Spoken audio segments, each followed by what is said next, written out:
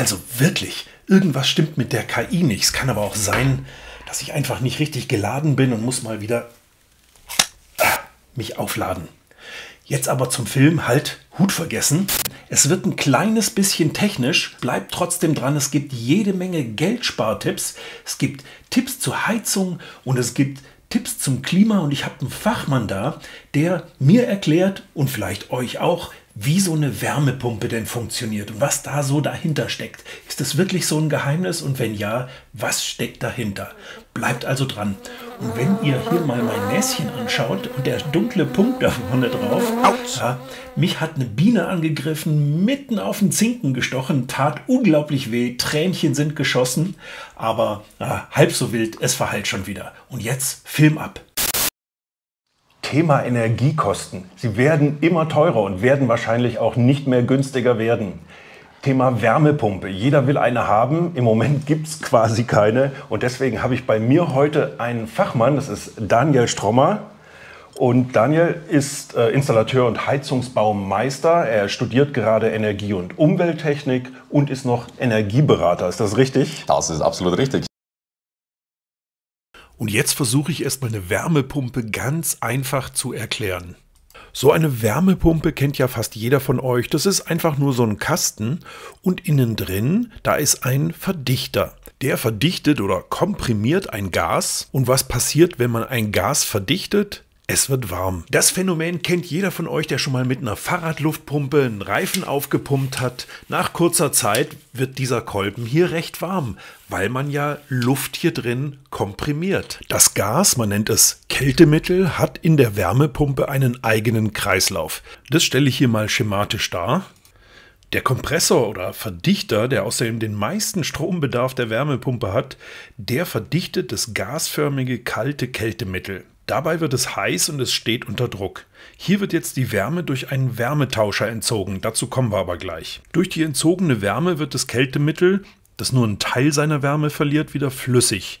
Es gelangt zu einem Ventil, hier verliert es seinen Druck, dadurch entspannt es sich und wird wieder kalt. Und jetzt müssen wir es wieder vom flüssigen in den gasförmigen Zustand bringen, dazu kommen wir gleich. Ja, und weil wir die Wärme ja in unserem Haus benötigen, machen wir da einfach einen Wärmetauscher hin. Der entzieht diesem Gas die Wärme und so können wir unser Haus heizen oder das Brauchwasser warm machen. Und auf der anderen Seite, da müssen wir ja auch wieder ein bisschen Wärme zufügen, damit wir das kalte, flüssige Kältemittel wieder gasförmig kriegen. Dazu kann man dann die Wärme aus der Luft, aus der Erde oder aus dem Grundwasser verwenden, um dieses flüssige Kältemittel wieder gasförmig zu machen. Dazu braucht es gar nicht so viel Energie, es reicht das, was aus Luft, Erde oder Wasser kommt. Hauptsache es ist wärmer als das Kältemittel im flüssigen Zustand. Und natürlich, je wärmer, desto effektiver.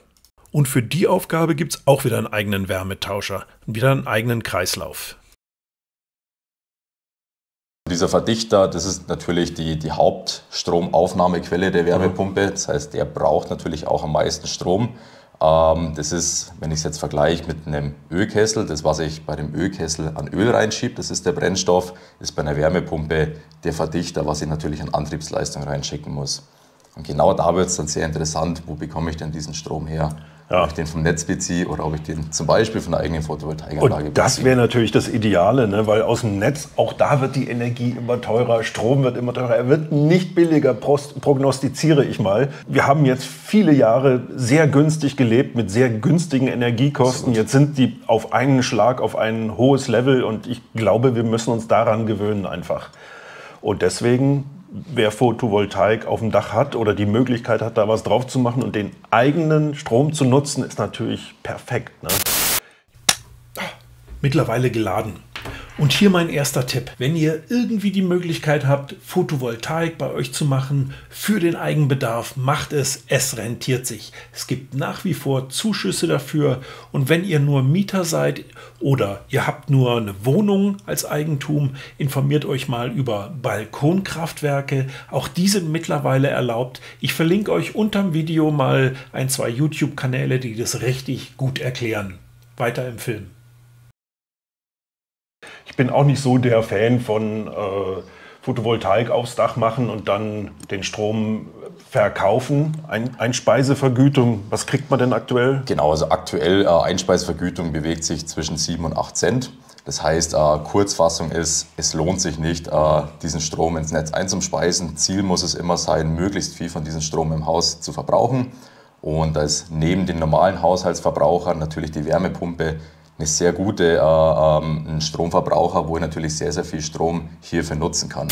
Also denkt dran, 7 bis 8 Cent Einspeisevergütung und ihr zahlt für euren Strom so 30 Cent, 40 Cent, je nachdem, wo ihr seid. Lieber den eigenen Strom vom PV-Dach verwenden, als ihn einzuspeisen, ist viel sinnvoller. Ich habe sehr viele Verbraucher im Haus, ob das jetzt die Waschmaschine ist, aber auch so Kleinigkeiten wie eine Heizungspumpe. Da denken oft viele gar nicht dran.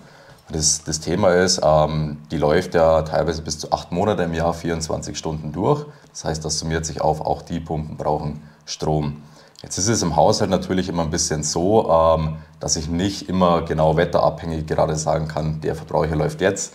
Weil wenn ich jetzt mein Abendessen zubereiten will und es ist keine Sonne mehr da, ja gut, dann will ich natürlich trotzdem ein Abendessen haben. Ja. Bei der Wärmepumpe ist das ein bisschen anders. Da haben wir den Vorteil, wir können die laufen lassen zu Zeiten, wo gerade viel PV-Strom da ist und die möglichst gerade in der Nacht, wenn jetzt kein PV-Strom zur Verfügung ist, im besten Fall ausschalten. Um das Ganze zu gewährleisten, brauchen wir natürlich Speicher. Das heißt, wir können natürlich in einem Wasserspeicher oder auch bei einer Fußbodenheizung in Estrich viel Energie zwischenspeichern.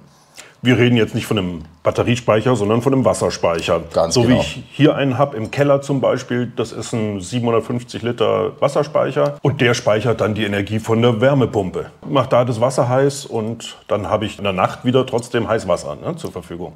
So ein Akku für die Photovoltaikanlage geht ja nochmal ganz schön ins Geld. Wenn man darauf irgendwie verzichten kann, wunderbar. Meine Frau und ich zum Beispiel, wir arbeiten sehr viel von zu Hause aus, sitzen viel am Rechner und wenn tagsüber die Sonne scheint, können wir dann die Waschmaschine einschalten und andere Verbraucher. Dann kommt ja die Energie vom Dach direkt, wir verbrauchen den Strom direkt.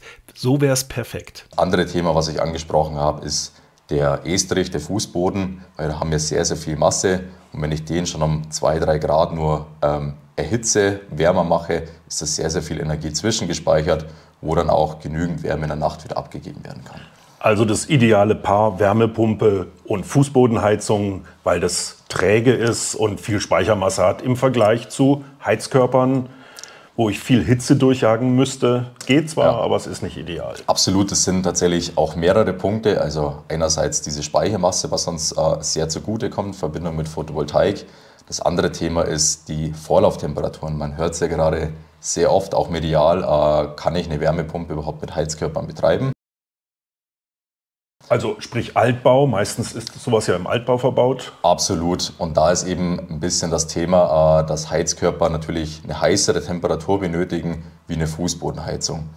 Und eine Wärmepumpe, die arbeitet immer dann sehr effizient mit niedrigen Systemtemperaturen. Also sprich bei einer Fußbodenheizung, das ist eigentlich das ideale System, was sich hierfür anbietet. Dennoch habe ich gelesen, dass es möglich ist im Altbau auch mit Heizkörpern eine Wärmepumpe zu betreiben. Es gibt so eine doppelte Wärmepumpe, ne, da schaltet die erste vor, macht so eine bestimmte Betriebstemperatur Wasser und die nächste geht dann noch mal etwas höher, um eine hohe Vorlauftemperatur für die Heizkörper zu haben. Aber teuer und ineffizient. Genau, hierbei muss man auf jeden Fall 2 Dinge unterscheiden. Die erste Frage ist es denn möglich, mit Heizkörpern eine Wärmepumpe zu betreiben? Es ist möglich, ja. Also die technische Realisierbarkeit ist gegeben, das ist auch kein Problem. Gerade neuere Wärmepumpen, das hängt von einem Kältemittel ab, schaffen auch Vorlauftemperaturen bis zu 70 Grad. Jetzt aber die auch mit einem einstufigen Wärmepumpe, das heißt, ich brauche nicht mehrere Wärmepumpen. Jetzt aber die sehr viel wichtigere Frage, macht es denn Sinn, eine Wärmepumpe mit Heizkörpern zu betreiben? Ich kann das technisch realisieren, das auf 70 Grad aufzuheizen. Da wird die Wärmepumpe aber so effizient, dass ich deutlich mehr Strom brauche, um das Haus warm zu bringen, als wie mit einer Fußbodenheizung vergleichbar. Wenn ich das jetzt mit einer Fußbodenheizung vergleiche, bin ich in einem sehr niedrigeren Bereich unterwegs. Das heißt, da habe ich Vorlauftemperaturen auch im Winter zwischen 30 und 40 Grad. Das heißt, gerade da arbeiten die natürlich sehr, sehr effizient. Und gerade für einen Neubau ist eine Wärmepumpe eine sehr gute Wärmequelle. Okay. Heizkurve. Da würde ich nachher auch gerne noch mit dir reden. Es gibt ja diesen Jahresverlauf, den wir haben. Und dann, was brauche ich an Energie?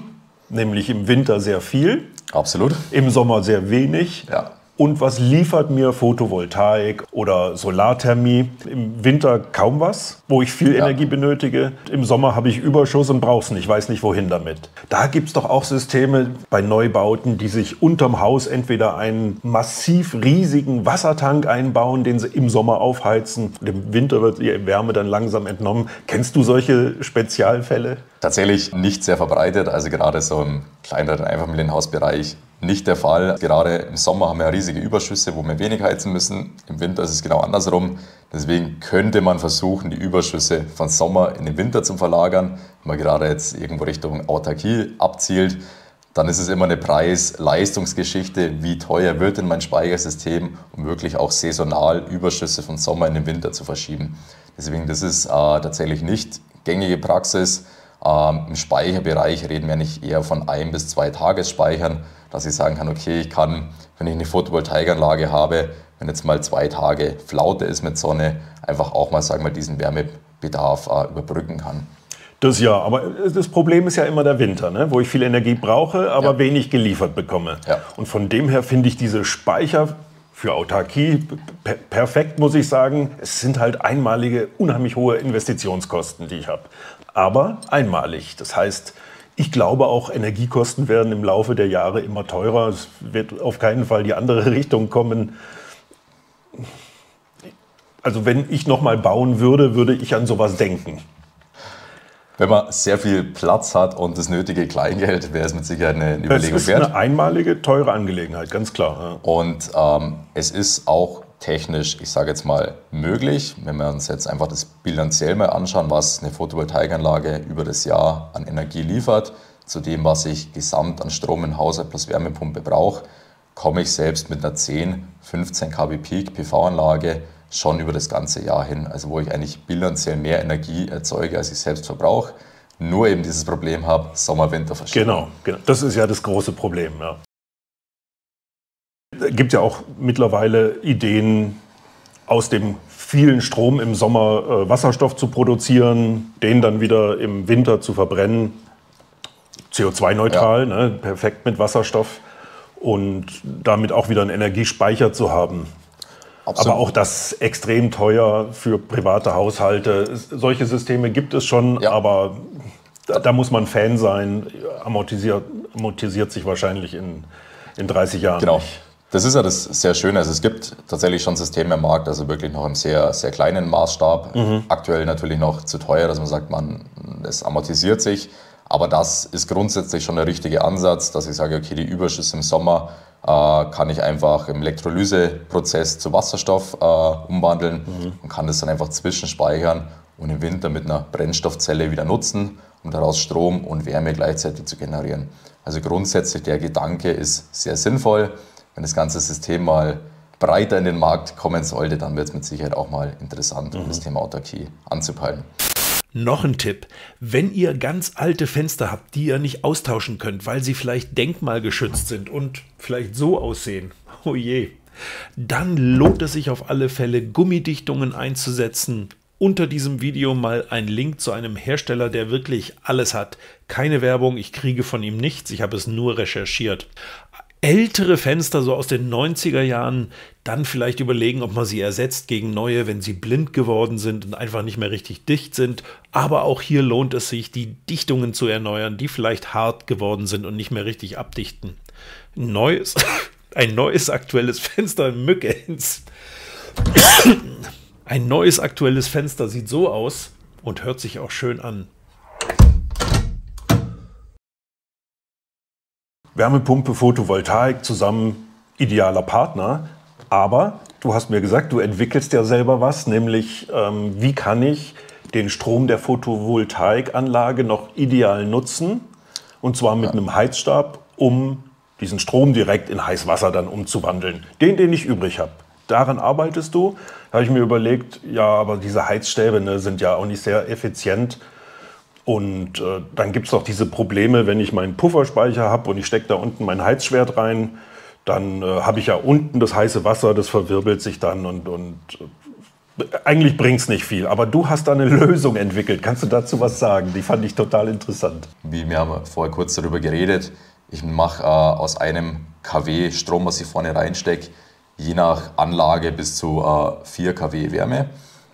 Und bei einem Heizstab ist es natürlich 1:1. Man kann sich vorstellen, ein Heizstab ist einfach ein Tauchsieder, den, wenn ich 1 kW reinschiebe, wird 1 kW Wärme daraus.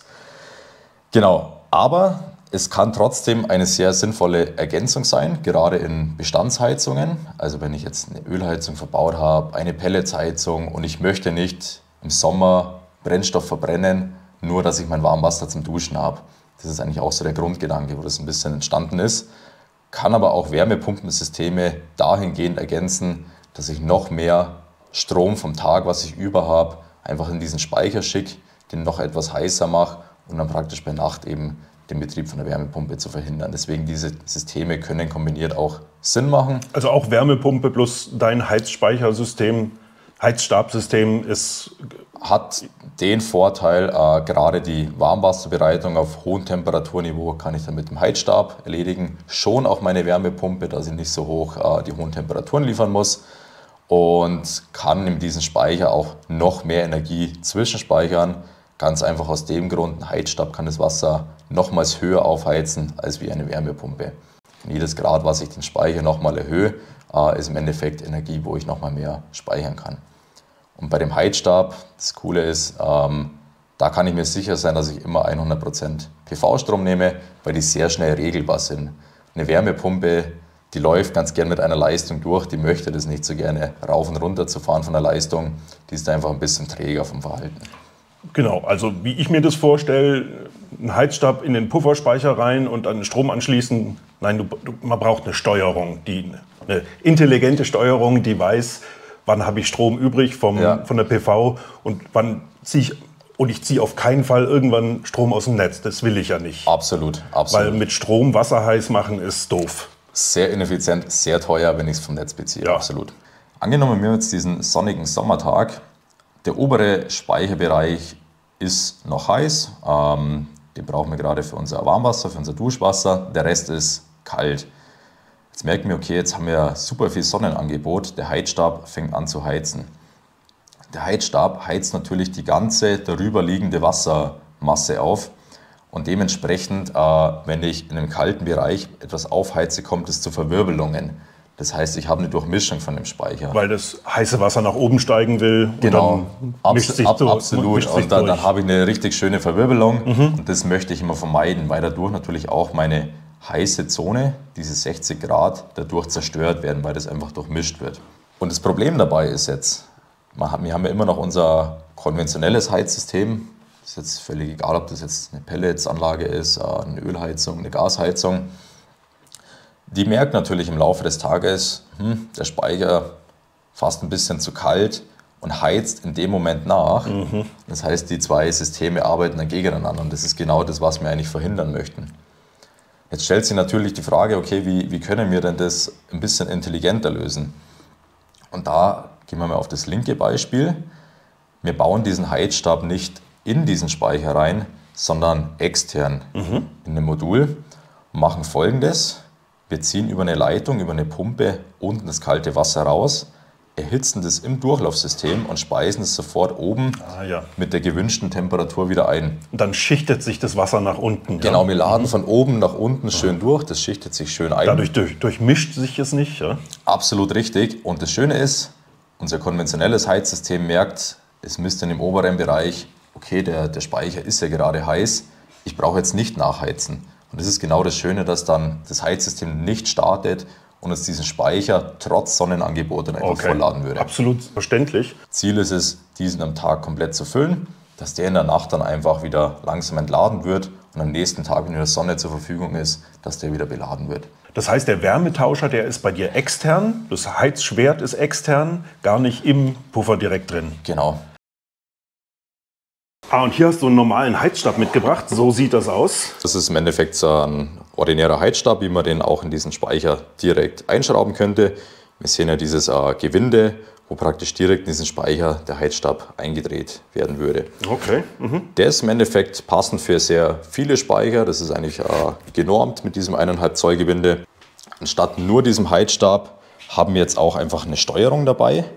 Diese Steuerung sitzt dann im Schaltschrank an den Stromverteilerkasten und mit Messzangen messen wir dann, okay, wie viel Leistung kommt denn gerade von der PV-Anlage an Strom haben wir denn zur Verfügung, wie viel geht denn davon in unseren Haushalt, also in den Backofen, in die Geschirrspülmaschine, eventuell vielleicht sogar mal ein E-Auto, wie viel geht denn auch noch in die Batterie und wirklich erst den Überschuss, was wir sonst sehr günstig ans Netz reinschieben würden für den genannten 7 bis 8 Cent.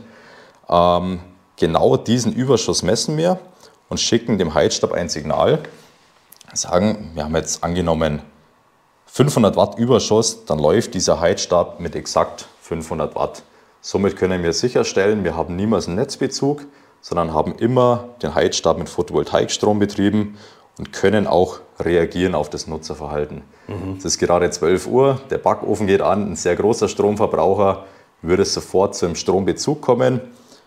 Das Messgerät realisiert das Ganze und schaltet den Heizstab sofort ab.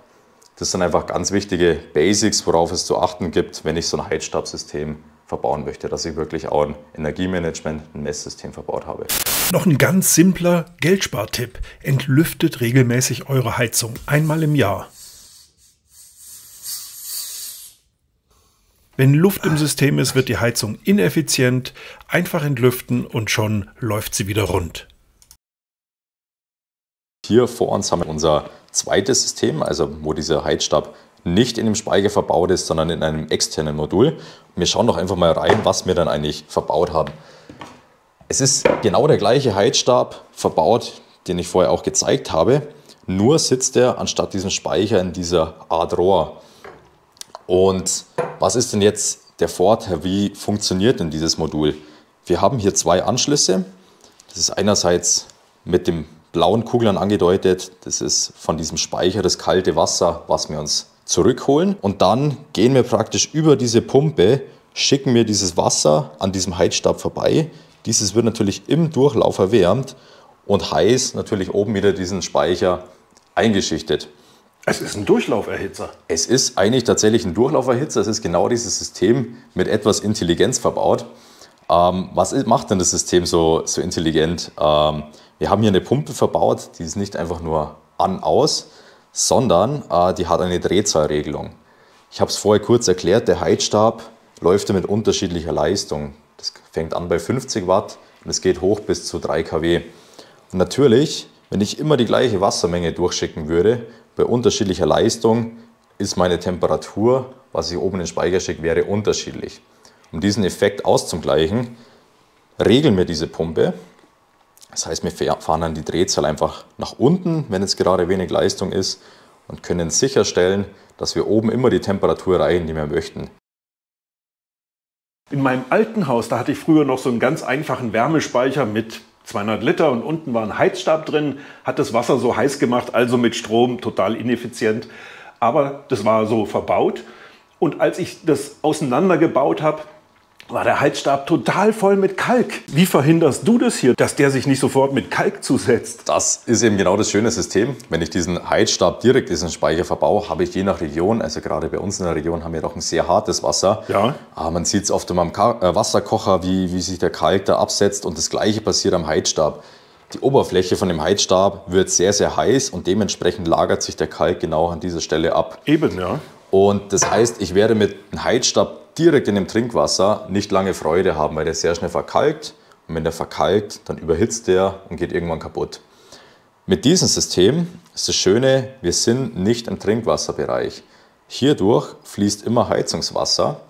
Und wenn ich ein Heizungswasser die Anlage erstmalig befülle, wird diese Anlage mit enthärtetem Wasser, besser noch entsalztem Wasser gefüllt. Das heißt, ich habe kein Kalk mehr in dieser Anlage drin. Dementsprechend wird sich auch kein Kalk an diesem Heizstab ablagern. Ich habe nicht das Problem, dass ich den entkalken müsste. Verstehe. Noch ein Spartipp. Bei mir steht die Heizung ja in den Sommermonaten komplett auf Aus, weil ich eine Solarthermieanlage habe. Aber wenn ihr das nicht habt, schaltet sie zumindest von Auto auf Boilerbetrieb oder Warmwasserbetrieb. Das kann auch wieder Geld sparen, wenn es nur mal an einem Tag etwas kälter werden würde und die Heizung anspringt, obwohl es gar nicht nötig wäre. Und was mich jetzt noch interessieren würde, wie sieht es denn da in dieser Jahreskurve aus? In den Wintermonaten brauche ich ja viel, die Anlage produziert aber nur wenig Strom, weil die Sonne ja relativ tief steht. Oh, genau dazu hätte ich noch eine Frage. Wäre das nicht sinnvoll, diese Module steiler aufzubauen, damit ich die Einstrahlung im Winter einfach optimiert habe, dass ich im Winter, da wo ich viel Strom brauche, auch die optimale Einstrahlung habe und im Sommer habe ich viel zu viel, den kann ich gar nicht selber verbrauchen, da speise ich ja viel ein für wenig Geld. Also steiler hinstellen, ist das nicht eine Lösung? Grundsätzlich gute Idee, also gerade so aus dem Bereich der Solarthermie wird es auch oft so gemacht, mit dieser Aufständerung auf dem Dach. Vielleicht haben es einfach ein paar von euch auch schon gesehen. Da gibt es ein kleines Problem. Bei Photovoltaikmodulen wird in der Regel immer die Dachneigung genutzt und möglichst das ganze Dach belegt. Und wenn wir jetzt diesen Fall haben, also angenommen, wir haben jetzt eine Dachneigung von 20 bis 30 Grad und möchten jetzt eigentlich den Winterertrag optimieren und ständern das Ganze auf, dann habe ich ein bisschen das Problem, dass ich im Endeffekt wieder Abstände zwischen den Modulen brauche, um im Endeffekt diese Verschattung dann wieder zu vermeiden. Klar. Dann habe ich weniger Fläche im Endeffekt zur Verfügung. Weniger Fläche und dann in Summe, ich habe nur diese eine Dachfläche und da möchte ich ja möglichst viel Ertrag auf dieser Dachfläche erwirtschaften. Also es ist im Endeffekt schon wieder sinnvoller, die gerade drauf zu legen, weil selbst bei einer Ostausrichtung oder bei einer Westausrichtung erziele ich mittlerweile mit den Modulen sehr gute Erträge. Also auch wenn der Eintreffwinkel nicht 90 Grad entspricht. Okay, das heißt, die sind so gut mittlerweile. Ich glaube, vor 20 Jahren sah es noch anders aus, da musste ich sie optimal in die Sonne ausrichten. Und jetzt ist es relativ wurscht. Ne? Aber zusammenfassend kann man einfach auch sagen, mittlerweile fast jede Dachfläche ist geeignet. Also ob ich jetzt eine Ostausrichtung habe, eine Westausrichtung, eine Südausrichtung, ich kann nahezu alle Dachflächen nutzen. Das sind einfach ein paar Faktoren, wo ich aufpassen muss. Gerade Verschattung, wenn ich jetzt große Bäume oder was in der Nähe habe, das sind natürlich schon Faktoren, was ich einfach auch berücksichtigen muss. Und da ist da einfach keine Planungs- und Installationsfehler unterlaufen. Wie schaut denn das an einem Live-Beispiel aus, an einem Einfamilienhaus? Es gibt sogar von unserem Landkreis da ein sehr cooles Tool, um einfach schon mal eine erste Auslegung zu machen. Was kann ich denn erwarten? Wie viel Strom produziere ich denn? Wie viel speise ich denn davon ein? Wie viel kann ich selbst nutzen? Und ich würde sagen, wir werfen mal einen kleinen Blick rein. Das Online-Tool, was wir euch hier zeigen, ist natürlich nur für unseren Landkreis hier, Landsberg. Es gibt es aber auch für verschiedenste andere. Sucht einfach mal nach Solarkataster plus eure Stadt, plus euren Landkreis oder euer Bundesland. Werdet ihr bestimmt fündig. Jetzt zeigen wir euch, was man damit Tolles machen kann. Schauen wir uns das Tool mal an. Hier sehen wir schon, wir haben eine Belegung von den Dachflächen auf der Südost- und Südwestseite. Also das ist tatsächlich das Haus, das Rigotti-Haus von oben? Absolut richtig. Und dann schauen wir doch einfach mal rein, was wir denn als Ergebnis bekommen. Bei der Anlage, beim ersten Beispiel haben wir jetzt einfach 11,6 Kilowatt Peak, ohne Batteriespeicher, ohne Wärmepumpe, einfach nur, was dein Haus aktuell an Stromverbrauch hat und wie viel wir denn davon nutzen können. Und super interessant ist jetzt, wenn wir mal diesen jahreszeitlichen Verlauf anschauen. Wenn wir mal im Januar starten, ist immer das Problem, die PV-Anlage bringt natürlich im Winter sehr viel weniger Strom als wie im Sommer. Und man sieht schon sehr gut, aber selbst im Januar haben wir einen Überschuss, das ist diese gelbe Zone. Und der restliche graue Bereich, das ist praktisch der Netzbezug bei Nacht. Aha. Jetzt ist es natürlich immer ideal, diesen Überschuss vom Tag irgendwie zu speichern, um den in der Nacht nutzen zu können. In dem Beispiel speise ich diesen gelben Bereich ein für diese 7 bis 8 Cent. Absolut, genau. Deswegen Kurzfassung ist, es lohnt sich in der Regel gerade bei neuen Anlagen nicht, den Strom ins Netz einzuspeisen, sondern Ziel muss es immer sein, möglichst viel im Haus zu verbrauchen, um den halt eben nicht günstig nur an den Stromanbieter verkaufen zu können. Wenn wir dann Richtung Februar gehen, merken wir schon, okay, die Stromproduktion wird immer größer.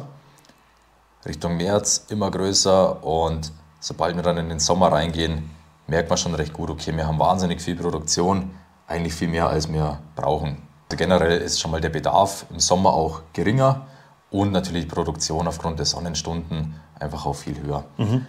Wir werden es trotzdem nicht ganz verhindern können, alles im Sommer zu speichern, weil wir einfach so einen hohen Überschuss haben, das könnten wir im Haus gar nicht verbrauchen.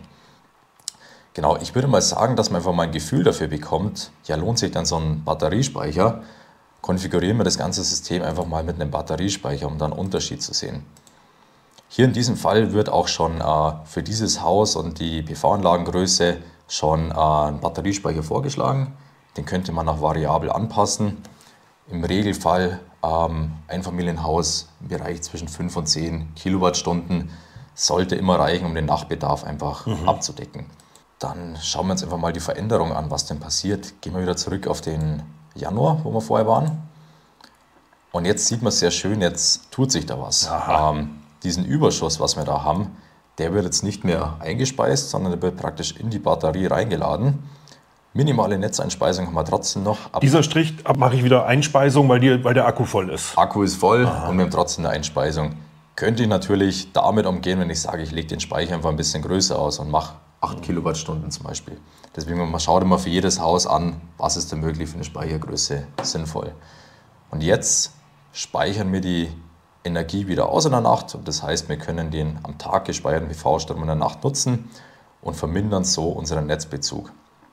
Trotzdem haben wir im Januar immer noch ein bisschen Netzbezug bei dieser Anlage. Jetzt, wenn wir in Februar reinschauen, wird es schon besser. Und ab wann wird es interessant? Ab März sind wir dann wirklich an dem Punkt, dass sind wir autark mit dieser Konstellation. Natürlich ist es im Sommer jetzt auch gar kein Stress. Also wenn wir schon im März autark sind, dann ist es im Sommer auch kein Stress. Lass uns aber mal einen Blick werfen, wie lange wir denn das Spiel betreiben können. September sieht noch gut aus. Oktober ist wieder so der erste Monat, wo wir ein bisschen Netzbezug haben, einfach weil die Sonnenstunden dann auch wieder geringer werden. Jetzt aber zu der alles entscheidenden Frage, weil wir ja vorher über das Thema Wärmepumpen gesprochen haben und du dir überlegst, ja, wie sieht es denn eigentlich aus, wenn ich jetzt in mein Haus eine Wärmepumpe einbauen möchte? Ja, wie viel Strom brauche ich denn da mehr und kann ich das wirklich mit meiner PV-Anlage versorgen? Da kann man schon mal dazu sagen, ich konfiguriere jetzt einfach mal eine Wärmepumpe mit rein. Kann man jetzt hier sehr easy hinzufügen in diesem Portal. Und jetzt wird es wahrscheinlich für den User etwas komplizierter, weil es ist ja für mich relativ schwierig einzuschätzen, ja, was habe ich denn Heizbedarf, wie viel brauche ich denn? Und da ist eine Eingabemaske, um das Ganze schon mal ein bisschen zu erleichtern, um einfach sagen zu können, ja, okay, in diesem Bereich bewege ich mich.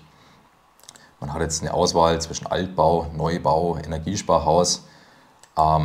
Dein Haus ist zwar älter, aber es wurden schon ein paar Dämmungsmaßnahmen durchgeführt. Absolut, ja. Deswegen sind wir dann schon auf einem recht guten Standard. Was hast du denn ungefähr zu beheizende Wohnfläche? Da der Keller mit ausgebaut ist, gibt man so 250 Quadratmeter an. Alles klar. Und jetzt sehen wir hier oben links, haben wir jetzt einen Heizbedarf von 25.000 Kilowattstunden pro Jahr. Um einfach mal ein Gefühl dafür zu bekommen, ja, was bedeutet denn das? Das entspricht ungefähr 2500 Liter Heizöl oder 5 Tonnen Pellets in etwa. Naja, das kommt auch hin. Das ist mein Jahresverbrauch, wenn ich wenig mit dem Grundofen zuheize. Ja, dann sind es 5 Tonnen. Dann ist es schon mal eine ideale Berechnungsgrundlage. Und jetzt kommt es eben darauf an, ja, was wollen wir denn für eine Wärmepumpe verbauen? Wir haben vorher über das Thema geredet, es gibt da verschiedene Quellen, Luft, Erdwärme, Wasser. Und nachdem eine Luftwärmepumpe so das häufigste System ist, wo ich fast überall einbauen kann, keinen großen Garten brauche und am kostengünstigsten ist, würde ich jetzt mal mit diesem System starten.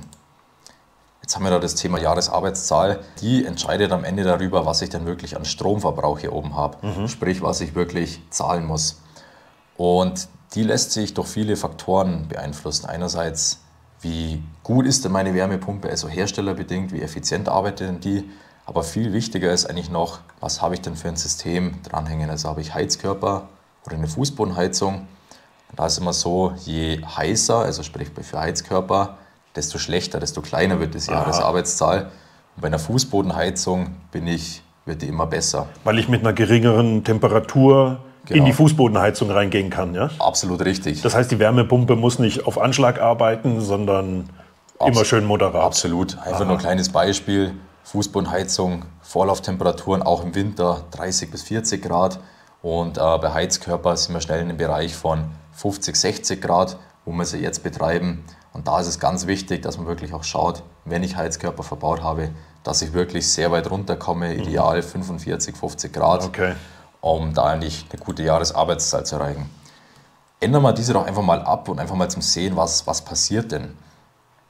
Wenn ich jetzt die schon auf 3 abändere, das ist jetzt eine Wärmepumpe, die läuft okay, also es ist definitiv noch Luft nach oben, aber jetzt auch nicht ganz schlecht. Man sieht schon, der Jahresstromverbrauch wird ein bisschen geringer. Und jetzt, wenn wir mal eine Wärmepumpe planen, also Neubau, wirklich sehr gut ausgelegt, niedrige Temperaturen, dann sind wir wirklich schon im Bereich 4 bis 5 unterwegs. Und wenn wir jetzt mal den Best Case rechnen, eine Jahresarbeitszahl von 5, dann sehen wir schon sehr gut, zu der Auslegung von Beginn sind die Stromkosten, die Strommenge halbiert. Wahnsinn. Deswegen absolut essentiell, da eine vernünftige Planung machen zu lassen und da halt am Ende vom Tag einen guten Betrieb für die Wärmepumpe zu haben, und das spart einfach bares Geld. Um das Ganze jetzt mal ein bisschen in den realistischen Bereich zum Rechnen, ein bisschen Puffer drin zu haben, würde ich vorschlagen, wir setzen jetzt mal eine Jahresarbeitszahl von 3 an.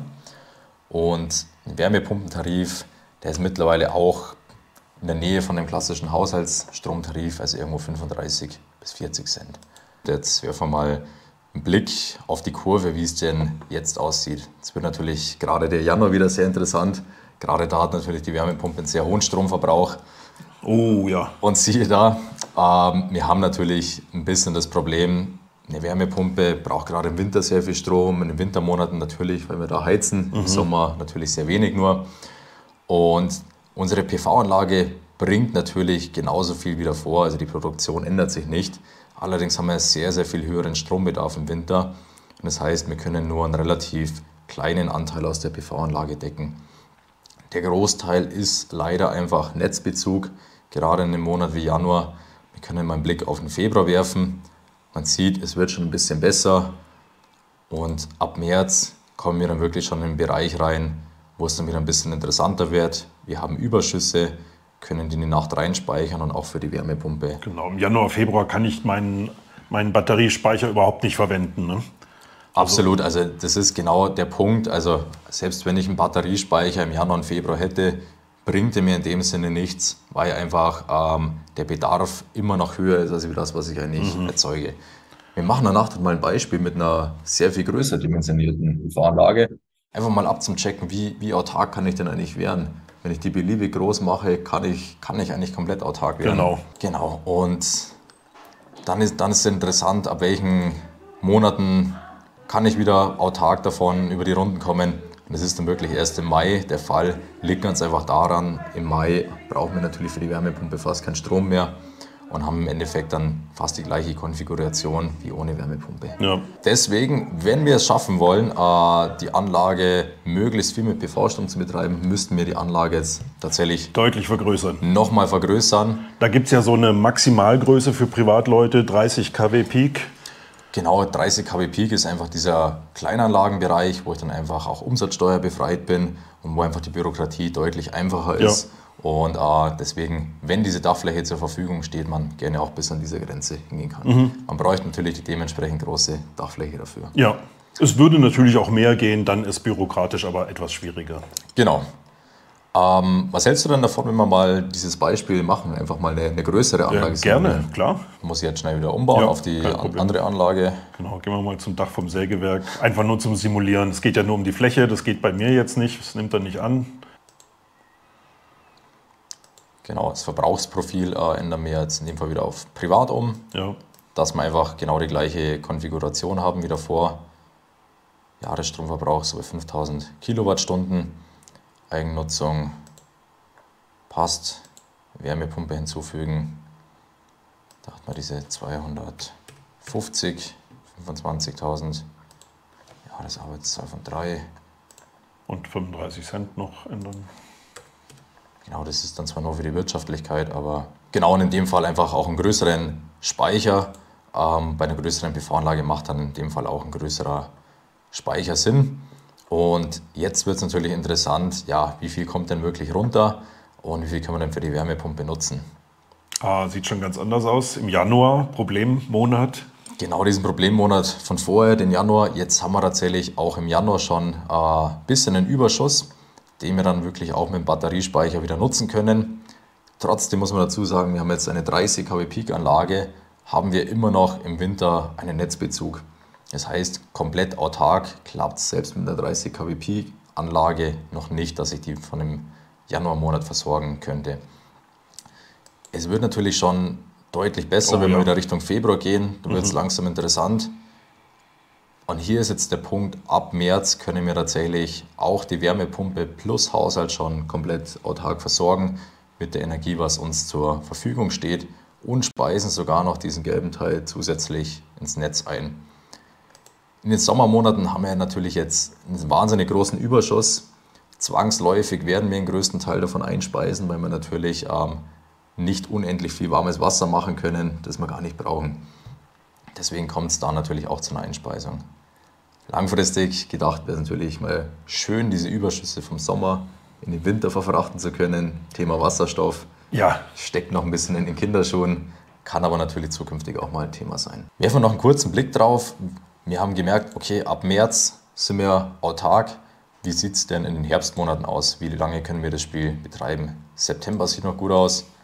Oh, sogar Oktober? Auch den kompletten Oktober können wir Wärmepumpe plus Haushalt versorgen. Wo es dann wieder ein bisschen schwierig wird. November haben wir einfach nicht so viele Sonnenstunden, kommt einfach nicht so viel Energie vom Dach.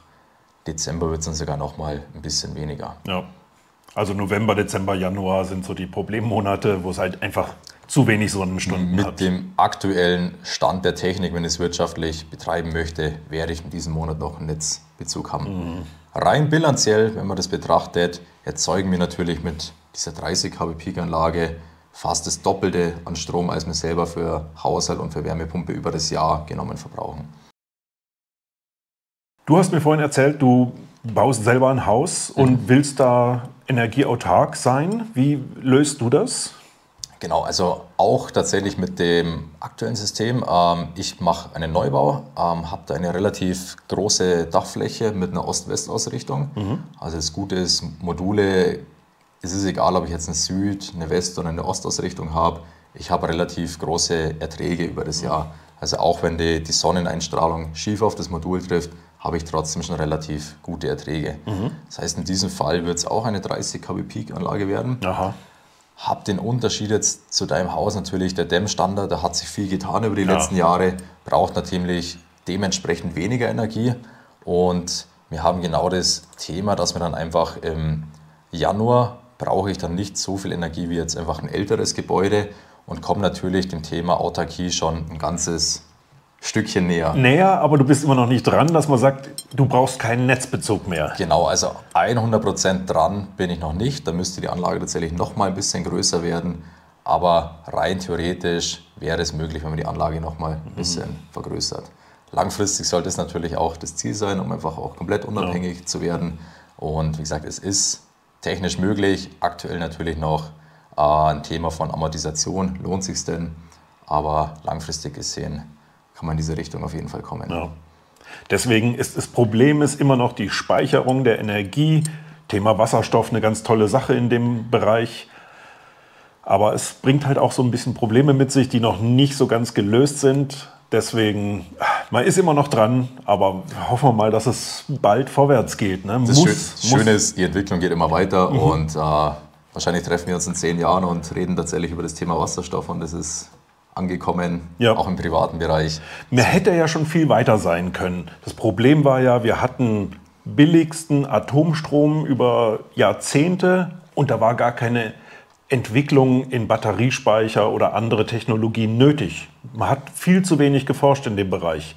Jetzt müssen wir es, jetzt geht es nicht anders und jetzt geht auch was vorwärts. Absolut, genau. Und man kann tatsächlich im Eigenheimbereich schon anfangen, also eine kleine eigene Energiewende. Und es macht ja auch Spaß, ne? bei sich selber anzufangen.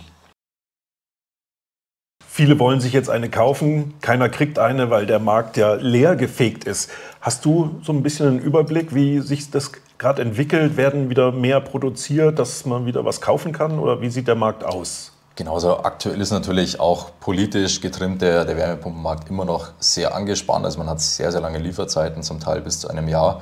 wenn ich die jetzt heute bestelle, dass ich die wirklich erst im nächsten Jahr ist immer noch so bekomme. Aktuell. Ja. Und die Installateure laufen natürlich auf Anschlag. Also die haben natürlich nur eine gewisse Kapazität, können auch nur das installieren. Und ich hoffe, man sieht es ihnen auch ein bisschen nach. Ich bin selbst auch ein Installateur und ich glaube, das sind alle voll mit dabei, das schnellstmöglich umzusetzen, den Heizungstausch. Man muss aber warten. Es ist aber auch so, dass gerade alle großen Wärmepumpenhersteller Kapazitäten aufbauen. Sprich einfach, es ist absehbar, dass immer mehr Richtung Wärmepumpe geht. Und dementsprechend werden die Kapazitäten aufgebaut. Natürlich dauert es immer ein bisschen, aber es wird sich der Markt mit Sicherheit auch wieder irgendwo ein bisschen entspannen. Hoffen wir es mal. Ne?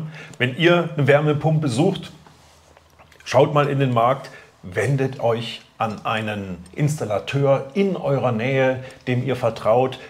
Sucht euch nicht den billigsten irgendwo in Deutschland, sucht einen in der Nähe, ist ganz wichtig. Ich habe auch einen Installateur hier im Nachbardorf, der ist super, den habe ich seit Jahren und wenn ich den mal brauche, dann kommt er auch, weil er mich kennt, weil er seinen Kunden natürlich behalten will und nicht irgendeinen, der irgendwo sitzt. Kannst du das so... Kann ich nur zu 100% bestätigen. Schon, ne? Es ist absolut wichtig. Eine Heizungsanlage ist jetzt vielleicht nicht wie ein Dachstuhl oder eine Wand, die kommt einmal und dann bin ich damit zufrieden für die nächsten vielen Jahre, sondern eine Heizungsanlage lebt, braucht auch einfach mal einen Service und das ist absolut essentiell, dass ich jemanden an der Hand habe, der verlässlich ist, der zuverlässig ist, der einfach auch vorbeikommt, wenn es wirklich mal brennt. Und da kann ich wirklich nur die vollste Empfehlung geben, wendet euch an einen Installateur eures Vertrauens und schließt da einfach mit dem den Vertrag ab, dass er... Der auch in der Nähe ist, ne? Das finde ich immer ganz wichtig. Ja. Absolut. Und du hast eine GmbH gegründet, die heißt autique-energy.com. Und wenn ihr jetzt noch Fragen habt zum Thema Wärmepumpe, zum Thema Heizstab, wenn irgendwas offen geblieben ist und ihr habt spezielle Fragen, stellt's bitte in die Kommentare. Ihr wisst, ich lese dort alles. Ich hoffe, ich kriege den Daniel dazu, die ein oder andere Frage, die ich nicht beantworten kann, von ihm beantworten zu lassen, von einem Fachmann. Und jetzt bedanke ich mich ganz herzlich fürs Zusehen. Ich hoffe, euch hat es Spaß gemacht, genauso wie mir. Wenn ihr wollt, gebt mir gerne einen Daumen rauf, auch für den Daniel. Und jetzt sehen wir uns hoffentlich am nächsten Sonntag wieder. Ahoi, sagt euer Selbstversorger Rigotti zusammen mit... Vielen Dank, macht's es gut. Daniel, Ciao von meiner Seite. Tschüss.